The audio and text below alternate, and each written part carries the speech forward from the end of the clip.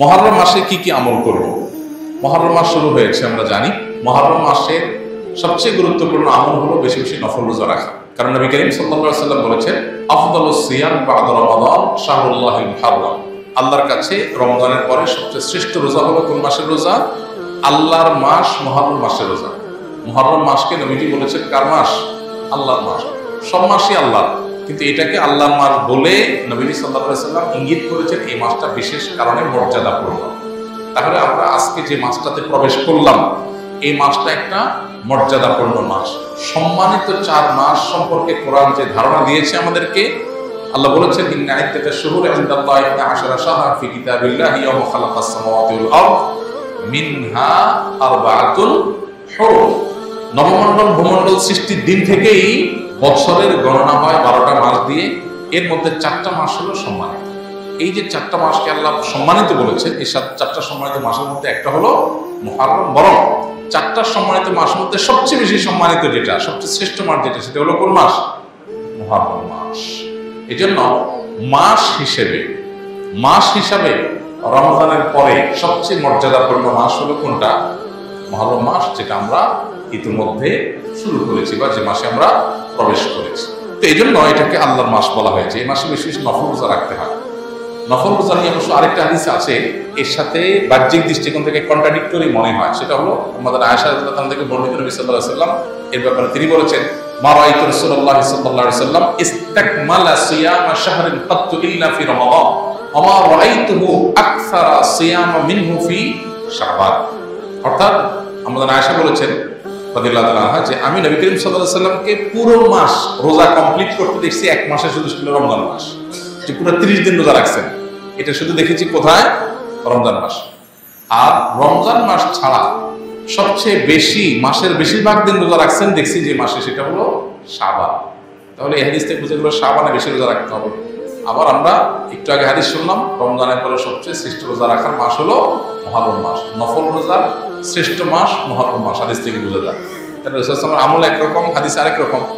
এর সমন্বয়টা কোন জায়গায়, কিভাবে? উত্তর হলো যে মূলত মুহররম মাস এটা নফল রোজার জন্য সবচেয়ে সেরা মাস।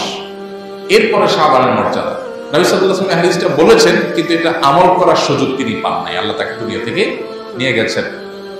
শাবান মাসে আমলের সুযোগ তিনি পেয়েছেন। তাহলে নফল রোজার জন্য সবচেয়ে আদর্শ মাস এটা, সেই হিসাবে বেশি বেশি এই মাসে নফল রোজা রাখা দরকার। আল্লাহ যাদের তৌফিক দিয়েছেন মুহররম মাস উপলক্ষে আমরা 2-4টা রোজা রাখা দরকার। এখানে আমরা যারা আছি, বেশিরভাগ মানুষই হয়তো এমন মুহররম মাসে আশুরা রোজা রাখা ছাড়া আর অতিরিক্ত রোজা হয়তো যারা সোম-বৃহস্পতিবার রাখছেন, আইয়াম বীজ রাখেন, এটা হয়তো রাখছেন, মুহররম মাস হিসাবে রোজা রাখার সুযোগ বেশিরভাগ মানুষের হয়নি।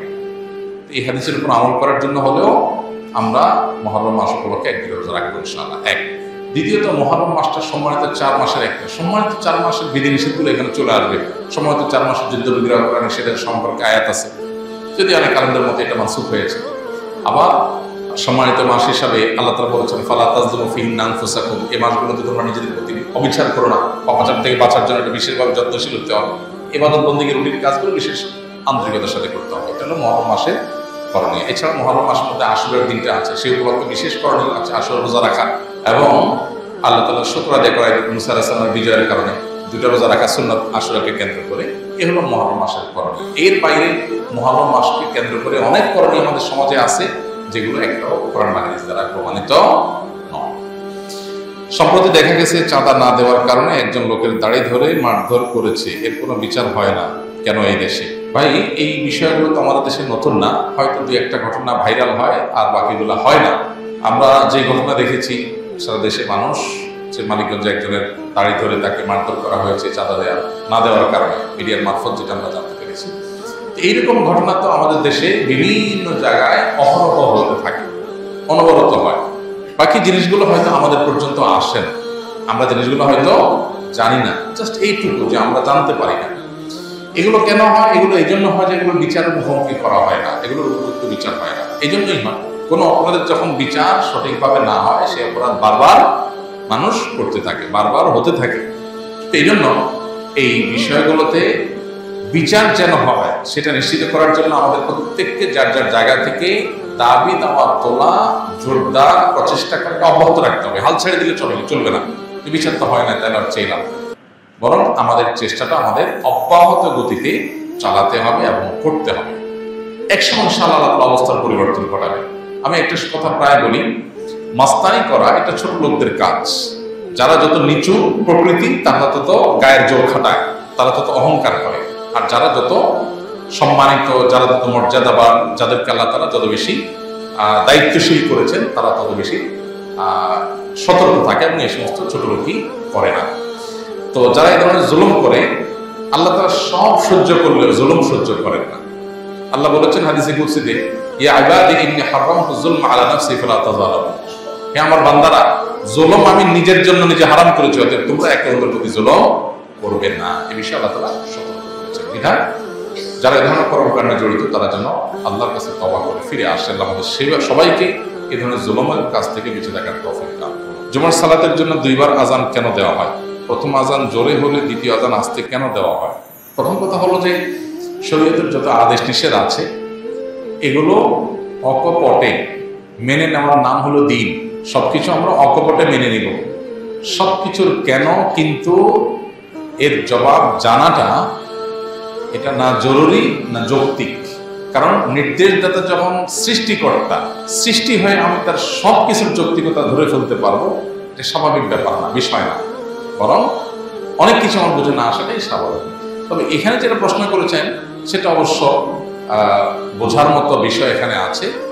এখানে লজিক্যাল গ্রাউন্ড পরিষ্কার, যেটা আমরা জানি সেটা হলো জুমার দুইটা আজান কেন দেওয়া হয় এবং প্রথম আজান একটু জোরে পরেরটা আস্তে কেন হয়। এর উত্তর হলো, জুমার নামাজ 5 ওয়াক্ত নামাজের মতো না। 5 ওয়াক্ত নামাজ মূলত মসজিদের আশেপাশের মুসল্লিদের জন্য হয়, আর জুমার নামাজ হলো ছোট ছোট পাঞ্জেগানা অনেকগুলো মসজিদের মুসল্লিদের জন্য হয়। তাহলে মসজিদের 5 ওয়াক্ত নামাজের মুসল্লিরা থাকে মসজিদের আশপাশের লোকেরা, আর জুমার মুসল্লি থাকে মসজিদের দূরের মুসল্লিরাও। পাঞ্জেগানা যেখানে শুধু 5 ওয়াক্ত নামাজ হয়, আজকাল তো অবশ্য সব মসজিদই জুমার নামাজ হয়ে গেছে। বাকি ইসলামের নির্দেশনা হলো একটা বড় এলাকার ছোট ছোট পাঞ্জেগানা মসজিদ থাকবে আর একটা জুমার মসজিদ থাকবে, যাতে জুমার দিন সব এলাকার মানুষ এক জায়গায় একত্র হতে পারে। এটা ইসলামের সামাজিক সৌন্দর্য। যেহেতু জুমার নামাজে আশেপাশের বিভিন্ন পাঞ্জেগানা মসজিদের মুসল্লিরা দূর দূরান্ত থেকে আসবে, অনেক দূর থেকে আসবে, সেই জন্য তাদের জন্য তাদের আসার সুবিধার্থেই দুইটা আজানের ব্যবস্থা। প্রথম আজানটা অনেক আগে দেওয়া হয় যাতে করে দূরের মানুষগুলো ওইটা শুনে ধীরে ধীরে আসতে আসতে নামাজের সময় হয়, নামাজের সময়ের আগে তারা আসতে পারে। আর শেষের আজানটা দেওয়া হয়, এটা হলো নামাজ শুরু করার আগের যে আজান সেটা। আর প্রথমটা হলো দূরের মানুষকে জানাবার জন্য। দূরের মানুষকে জানাবার জন্য যদি দেওয়া হয়, যেন ওটা জোরে হয়, বাইরে হয়। আর দূরের মানুষকে আহ্বান করার উদ্দেশ্য না পরের আজানে, সেজন্য এটা ছোট হয়, আসতে হয়, ভিতরে হয়। এই দুই আজান নিয়ে অনেকে বিতর্ক তোলেন। কোনো প্রয়োজন নাই এটা নিয়ে বিতর্ক করা, কারণ এটা যদিও খোলাফায়ে রাশেদার আমলে চালু হয়েছে, কিন্তু এই আজান নিয়ে কোনো সাহাবীর কোনো প্রশ্ন, বিতর্ক বা ভিন্ন মত সেরকম উল্লেখযোগ্য ছিল না। সো এই ব্যাপারে বলতে পারি উম্মার ইজমা রয়েছে। অতএব এটা নিয়ে অহেতুক বিতর্ক বাড়ানোর কোনো প্রয়োজন